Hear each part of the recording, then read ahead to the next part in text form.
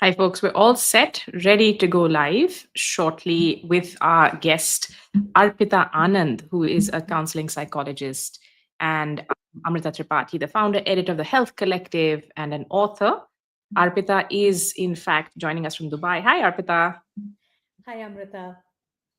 So I was just going to do an intro and keep an eye on the time because we are live across YouTube and Meta, and we're going to post some of these clips later. I wanted to just share that, today we're going to be talking a little bit more about common stressors in the workplace. We had a chat a few months ago on mental health in the workplace, and I'm going to be asking Arpita to unpack a little bit more, deep dive into some of the strategies we can learn to use and cope. And to do the introduction, Arpita Anand is a counseling psychologist with over 2 decades of international experience.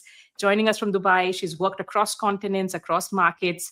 And Arpita is a co-author of a book on depression that we worked on, Real Stories of Dealing with Depression, which many of you have actually read and given us wonderful feedback and comments on. So Arpita, I will start by asking you, if there's so many strands to this conversation, but of course we will want to structure a little bit and let people know that there are other videos up on our YouTube channel as well. But to start with, what are some of the most common issues you find when it comes to mental health in the workplace? So, there are quite a variety of issues. I guess people are becoming increasingly aware of this whole concept of mental health and the workplace. So, one perspective is really that we've got to understand that there are different dimensions of an individual's life that contribute to that person's identity, to the sense of well being, of which professional life is an important component. Often, the amount of time that an individual might spend at work is fairly substantial. As I said, a large part of an individual's identity comes from that work. So there could be a variety of things. One is definitely this whole aspect of the nature of the work that an individual does, how well matched that is to his or her skills. Sometimes being overskilled or underskilled can be a challenge because of the stresses that may come along with it. Definitely, the environment and the culture of the organization or the institution that one works in can make a very big difference. Interpersonal relationships at work can be an issue. Increasingly, particularly post COVID, people are recognizing the value of flexible working hours because anyone that we look at, including ourselves, we have a variety of demands in our lives. So, factors like these are typically the most common issues. Not an exhaustive list because I think that'll take a long time to draw up, but these are some of the common themes that I find. No, that's super helpful. And of course, I'm sitting at home and I love this hybrid, work environment that we've created for ourselves. It adds some complications and takes away some, though. As you said, it's something many folks have gotten used to post the pandemic. But, to pick up from our last chat as well, Arpita, you'd said something there, which I just wanted to unpack a bit more with you, is that we need to stop normalizing stress at the workplace. And we do, recognize over the last few decades that stress has become such a big, significant impact, plays such a, has such an impact on our health, physical, mental, emotional. It's been called the silent killer, way back, I don't know, in the 90s even. So can you tell us a little bit more about that? Why do we need to stop normalizing stress in the workplace? I think we need to stop normalizing stress because it's not normal. So, and when we talk about stress, I also want to just really emphasize that all stress is not bad. There is some type of stress that is considered to be useful, and in fact, a positive relationship between stress and performance. So, when there is an optimum amount of stress, it actually increases an individual's capacity to perform more effectively. For instance, just a very simple, quick example that if we have a really important presentation coming up or a really important meeting coming up and we're a little bit worried, a little bit stressed, it's a good thing because it's going to motivate us to put in the right kind of effort, to prepare, and to present much better. So that kind of stress is good. But beyond a certain point, when the stress becomes too much, and particularly the unhealthy kind of stress, the points that I was raising earlier, unhealthy environment, difficulties, inflexible working hours, a difficult manager, unreasonable expectations. These are the things that actually place a lot of pressure on the individual. And the outcome of that is a lot of emotional stress, which translates into physical stress because the mind and the body are not separate. And then normalizing all of that basically means that the stress will sit there over a long period of time, which predisposes the individual to all sorts of mental health and physical health issues in the long term. And I think when we were talking last time, also we realized, of course, that we also have to look at the agency we have as individuals. What are the sort of trade-offs we're making? And of course, it can be a privilege, as we were talking about last time, to choose to quit a job. But given that we're hearing a lot more about toxic workplaces nowadays, people seem to have a sense of like when it's unhealthy levels of stress. What are some of the coping mechanisms you think are healthy that people can start implementing? And then we'll break out that answer to talk a little bit from the point of view of managers, like to notice what's going on in their teams and what can they be doing. So I think the first step actually begins with an individual being able to tune into how they're feeling, to be able to recognize what the signs and the symptoms of increased stress might be. And a very simple, kind of indicator is any substantial change in the way you're functioning, in the way you're engaging with people socially, in the amount of time that you have and what you do with that time, how you're feeling physically in terms of are you sleeping okay, are you eating okay, your level of energy. These are the indicators that one really needs to be tuned into. And any substantial shift in these indicators is not a great sign. And then that's the point at which it's best to take responsibility. And I really do believe that there are a few very, very key fundamental changes that an individual can make if you do nothing else, but you take care of a few lifestyle factors such as sleep, diet, and exercise. You're definitely going to reduce the stress levels that you're experiencing, and there's going to be a substantial change in your ability to be able to tolerate the stress or to cope with it effectively. Of course, that takes care of the stress to a certain extent. And then it becomes really important to identify what the triggers for the stress are and to be able to problem solve, address the issues. If it's a communication issue within the workplace, being able to talk about it and resolve it. So basically what we need to keep in mind is we can take charge and make sure that, we maintain good mental health on account of other things in our lives, the time that we spend with ourselves, with our families, we exercise, we take care of ourselves, and then you deal with the triggers that are actually causing the stress. And a combination of the two will hopefully, keep people at a level where they're able to tolerate the stress better and also deal with it more effectively. And when we're talking from the point of view of an office environment, whether it's managers or peers, or top management, communication and transparency seems to be a very key one. And something you were talking about earlier about where there's a mismatch of skills and requirements. It's also an understanding of how to leverage the strengths of your employees in the best way. Would you say? Yes, absolutely. You're absolutely correct, Amrita, because it's really important, to recognize that it's not only about like that individual functioning in a bubble. We all function as a part of a context, organization. A lot of us who might be doing different types of work where we're kind of on our own, we're still functioning within a system. And it then becomes very important to have the right kind of understanding across the spectrum. And particularly for people who work very closely with managers, what kind of expectations there are of them, what they're able to cope with or not, added support that might be required.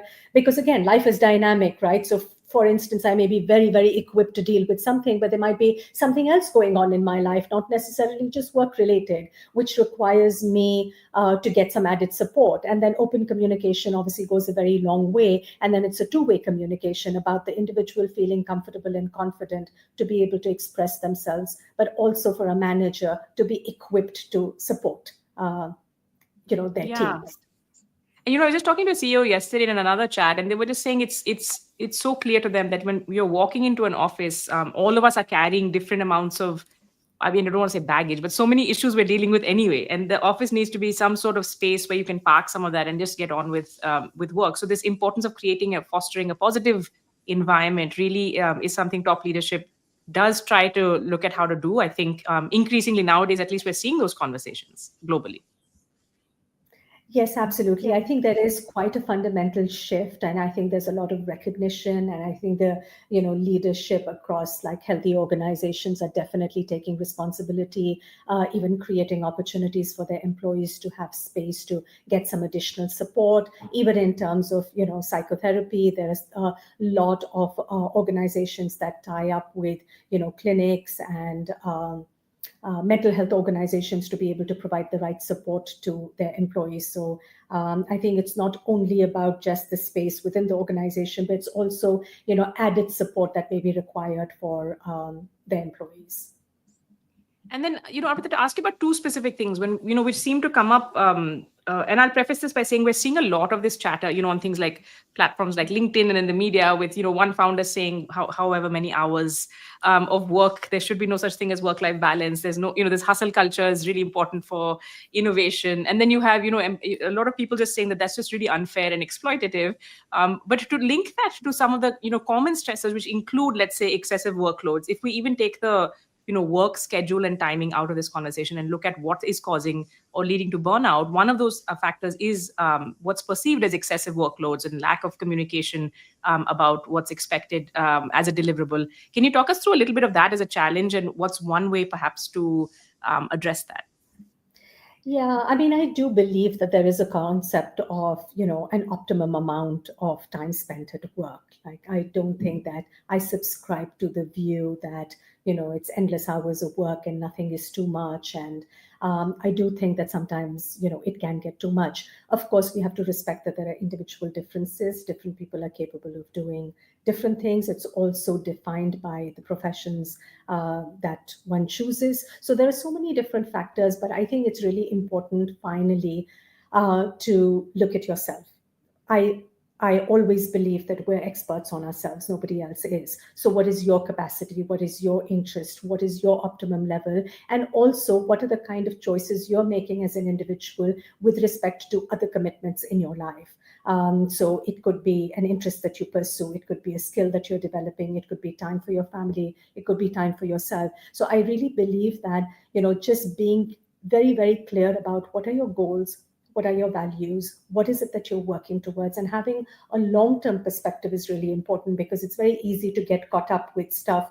Let me do a bit more of this today, let me do a bit more of it for another year. But when you have a really long-term goal of what is it that you're really trying to achieve out of your professional goals, and as far as the choices that you're making in the present are aligned to those long-term goals, you're on the safer path, and ensuring that you are equally committed to other aspects of your life that are important. And in terms of, ways or strategies for people to communicate, because I feel like, in India still, and perhaps some of the other markets that we know we do reach, there is a sense of that, that younger generations complain too much about workloads. So I just want to get your sense on what is some maybe strategies to discuss, within a team when you feel there's an excessive workload, or you feel that burnout is pending. These are not necessarily phrases that an sort of a more senior, mature, older generation in the workforce really reckons is a factor, even though we see it playing out in many different ways. Do you have any strategies on that? How to bring this up in a way that's not stigmatizing and not becoming an individual as the problem area? Yeah, that's a very good question, Amrita, because I do also think that staying away from, a lot of these phrases that have become very popular and people use them, fairly casually. I think it's important, probably best to stay away with it, just use simple language to express the way you're feeling. So of course, what I'm going to say is very dependent on the environment being conducive, and an organization or a manager being open to this kind of communication, because as I said a little while earlier, all of this is a two-way process, not one way. But I think it's important not to label, it's important not to judge oneself or the organization, it's important not to go in with any preconceived ideas. A useful communication strategy is always to talk about the way you might be feeling, without any judgment. What is difficult for you? Put that down. Another effective communication strategy is basically to try and find a way to partner with the other side and say, what is it that we can do to make this better? So, expressing your commitment to your work, but also looking for some suggestions from the other party to see how a partnership can be developed that would make your work and your performance actually optimum, looking for inputs, making some suggestions of what might work better. So I think it would be a very collaborative process. It would be something that entails a problem-solving approach. And it's not always that you can arrive at a perfect solution, but maybe arriving at a possible solution, trying it out for a period of time, working out a feedback mechanism to come back and see what's working, what's not working, and then it's an ongoing process. I would imagine an approach like that might be helpful. And in terms of over the past 2 decades, Arpita, when you've seen people come in, at one point it did feel like mostly, and again we're speaking about one sector of course, society, but it did seem like people would tend to reach out for help pretty close to a crisis moment, right? I've heard that from you and other folks that only when something really blows up would you realize that actually we should probably get some sort of professional intervention. Are you seeing a change now with people coming in with a more preventive aspect? I don't want to generalize too much, but maybe limited to this kind of the aspect, the parameters of this conversation when it comes to workplace mental health. Do you feel that the people who are able to identify early on enough that it might be helpful to seek some sort of intervention? I definitely believe that there's a major trend towards a more preventive approach. I think people are becoming a lot more mindful of the kind of impact stress can have on the quality of your life, and people are taking the initiative. I think the great thing is that seeking help for mental health issues, be it workplace or anything else, is less stigmatized today than it was, let's say, a couple of decades ago. I've seen a massive trend.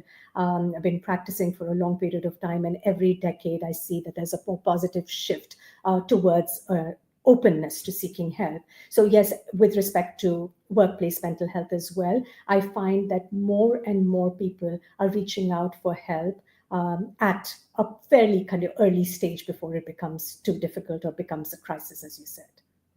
And I think, just a couple more questions before we wind down for the moment, and then we'll hopefully get more comments and put them to you, comments or questions going forward.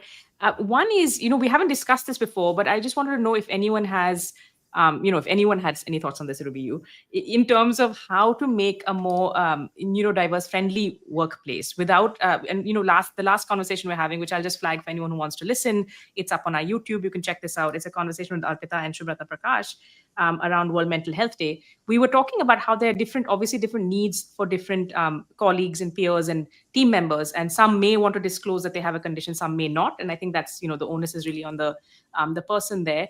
But keeping in mind that workplace mental health is getting so much more attention from, let's say, organizational psychologists, from leadership and so on, are there any one or two guiding principles you think would be helpful for management to keep in mind, just to ensure that it's a sort of inclusive space? Yeah, I think that also now depends so much on the general awareness. I think that people need to be sensitized to the fact that, there can be like an entire spectrum of issues that people are dealing with. For example, one of the trends that I see a lot now is, increasingly even adults being diagnosed with attention deficit disorders. So it's across the spectrum, increased diagnosis. This wasn't the case up until a while ago, where it was generally, picked up on only in children, but the trend is changing completely. Now, ADD or ADHD can actually create some significant challenges with respect to performance. Having a good understanding and awareness about the condition and how it plays out, what are the signs and symptoms, and how a person with any of these conditions can be supported better, because it's really a question of providing the right environment and the right support. It can make a very big difference to the way a person is able to cope with the demands on them. So I think that a lot more awareness, a lot more openness, and of course it comes back to the same thing that I always maintain, that it's always the prerogative of the individual to decide whether to share or not to share. But if you have, a trusting environment, a trusting manager, it's always useful to be open and transparent, because I think it goes a long way in you feeling understood. Because if you don't share, you can't be understood. If you share, you can be. So, yeah. Yeah. I love what you said about it being the prerogative of the person. I think that's so important. You also see this trend now. I think folks asking each other, do you have this or do you have that? And I think that's another conversation on how much the language and vocabulary has changed and how far it's reached. But, just final thoughts from you for the moment on, we talk a lot about common signs and things to watch out for, but I do feel hopefully as we move to these kind of workplaces that people really want to be a part of, where, not to say that your office is your family or any of that sort of thing, but as a friend, as a colleague, as a peer, are there any signs that you would like to flag for people to be on the lookout for in the workplace or around the workplace? Absolutely, because I think that can make a fundamental difference to how one ends up coping. Because if you feel like someone's being even a little bit sensitive, being able to talk to someone in your work environment can make a very big difference. And I think the signs that I would ask people to look out for, because I think this can really create that mutually supportive environment that we are talking about, are any changes, any significant changes in the person's behavior, their mood, how well they're engaging with you. Um, are they showing up on work, showing up to work on time? If you know them to be a particular way, is there any significant shift in the way that they are conducting themselves with you or at work? So a lot of this, so basically mood, behavior, performance, I think these would be the broad indicators. And again, any consistent, significant shift over a period of time would probably be a red flag. And I think there is where we would say then reach out to a professional or reach out for intervention, maybe reach out for help on behalf of the folks that who are joining us. We'll have much more on the Health Collective. Arpita, thank you as always. It's a delight and to speak to you, to get that sense of clarity. And I think this is just the start of these kind of conversations. Hopefully they build more momentum and we'll get you more questions and comments going forward as well. Absolutely. Thank you. It's a pleasure to be here as usual, Amrita. Thank you. Thank you.